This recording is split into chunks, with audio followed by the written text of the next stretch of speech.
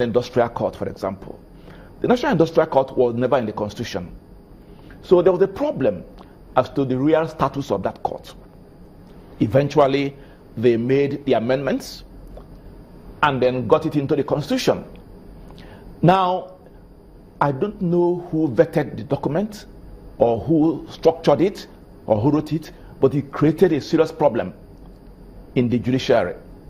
Now, the way it was crafted, the industrial court's decisions were not appealable, which was strange because there's no other court that the high court, whatever decision of the high court you had, must go to the Court of Appeal once you meet the requirements of the Constitution, and then from there to the Supreme Court.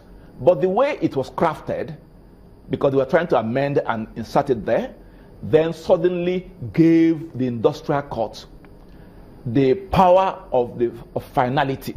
Like the Supreme Court. Like the Supreme Court. And it's created problems. So many cases in the Court of Appeal. Some courts held that, no, you have no right of appeal. Others said, well, you have. Luckily for us, after all these years, Supreme Court finally decided that at the end of last month, in fact on June 30, and held that, in fact, by a majority decision, I believe of 4-3, that you can appeal a judgment of the National Industrial Court up to the Court of Appeal. So this whole thing depends on when we see exactly the way these things are couched, and then we'll know where we're going. Let me pick you up on this point that you raised about the possibility, or shall I say the differences that will come inherent in trying to separate along political lines the office of the AGF and the Minister of Justice. Is it likely possible, because of the kind of political system that we run, that will come through? Is it possible? Well, if we really mean to help this country, yes. Unfortunately, decisions that are taken in this country, particularly the Election Assembly, are usually on political lines. What benefits do the politicians get out of it? Or what's going to happen? Otherwise, if we really mean to do the right thing, this separation should go smoothly. We've had it before. We've had it before. And in the developed countries, like the UK, we see how effective the office of the DPP and the prosecutorial agencies are, because they take it seriously. And that's why no matter who you are in the UK, you cannot flout the law and get away with it, because the decision whether or not to prosecute you is not left in the hands of a politician or politicians. It's left in the hands of a public officer who is not a politician, who acts independently and has a security of tenure of office. And then his salary and everything is guaranteed. So he has nobody to fear. In 1960, under that constitution, for example, it was clearly stated that the DPP could not take instructions from anybody in the performance of his duties. And he could only be removed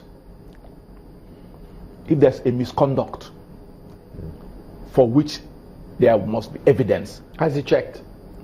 Sorry? How is he checked?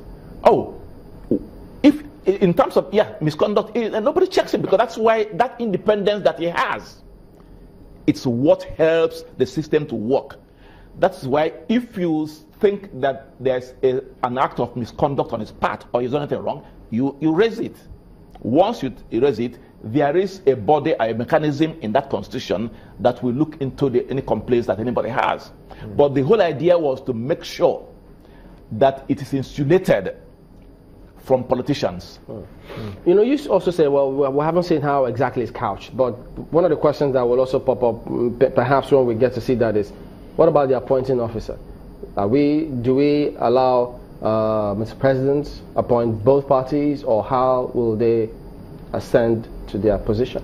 Well, in 2005, at the National Reform Conference, of which I happened to be a member then, and I was in the Judiciary Committee, this matter was debated and discussed extensively.